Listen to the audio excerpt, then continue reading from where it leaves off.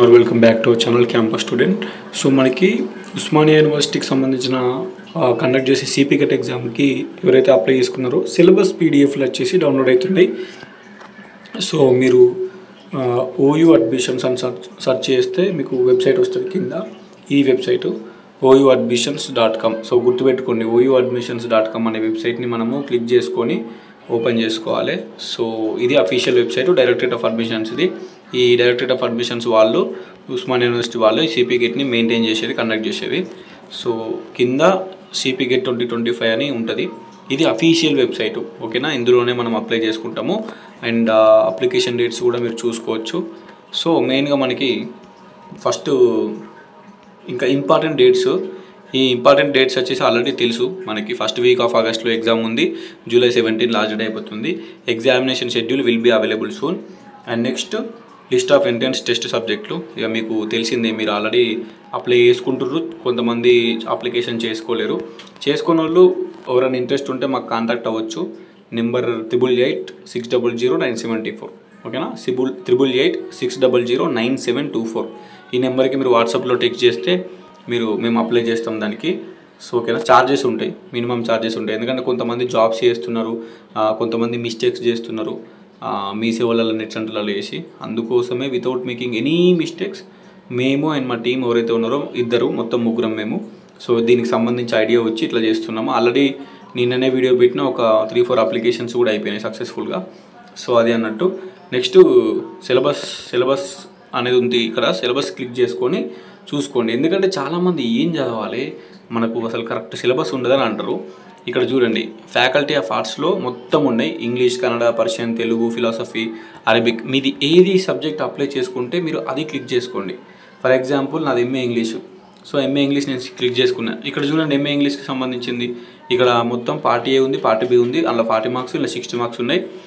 ఇది సిలబస్ అన్నట్టు. సో ఇందులో ఉన్న సిలబస్ టాపిక్స్ని మనం పర్ఫెక్ట్గా చదువుకోవాలి. ఓన్లీ సిలబస్లో ఉన్న టాపిక్స్ మీద ఫోకస్ చేస్తే మీకు మంచిగా సెట్ అయిపోతుంది. మీకు ఫ్యూచర్లో మంచి స్కోర్ వస్తుంది సిపి గెట్లా. అట్లనే ఫ్యాకల్టీ ఆఫ్ ఆర్ట్స్ కాకుండా ఫ్యాకల్టీ ఆఫ్ సోషల్ సైన్సెస్ ఉంటుంది. MA economics, history, MSW, journalism, political science, administration, sociology, MA psychology, tourism management, anything మీకు ఇష్టం ఉన్నది ఏదైతే అది మీరు చూసుకోండి. ఇక్కడ చూడండి, ఎంఏ హిస్టరీ క్లిక్ చేసిన అందులో పార్ట్ ఏ 40 మార్క్స్ ఉంది, వరల్డ్ హిస్టరీ.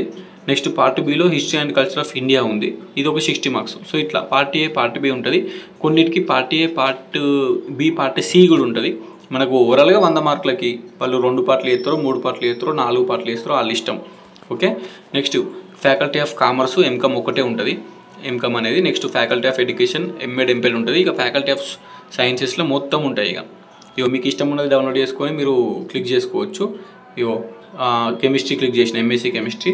ఇందులో కూడా 2 పార్ట్స్ మెన్షన్ చేసిండు. ఈ సిలబస్లో ఉన్న టాపిక్స్ మీకు ఇంటర్లో కానీ డిగ్రీలో కానీ ఉంటాయి, చూసుకొని నేర్చుకోండి. లేదంటే బుక్ దొరుకుతుంది విజేత కాంపిటీషన్లో, అట్లా ఇట్లా చూసుకోరి.